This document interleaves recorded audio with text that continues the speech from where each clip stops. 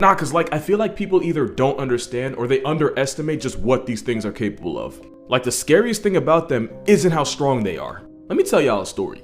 I couldn't find the original post, but basically a zookeeper was answering questions when somebody asked what was the scariest thing that ever happened to her.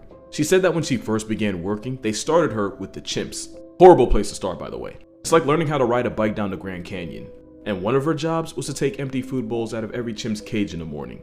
And the chimps were so smart that they learned to push the food bowls right up to the cage door where the keepers could easily grab it. Well, on her third or fourth day, she noticed one of the chimps' bowl wasn't right at the door. It was a couple feet back where she would have to reach her arm in and grab it, which she was about to do when another keeper showed up and basically screamed at her to stop.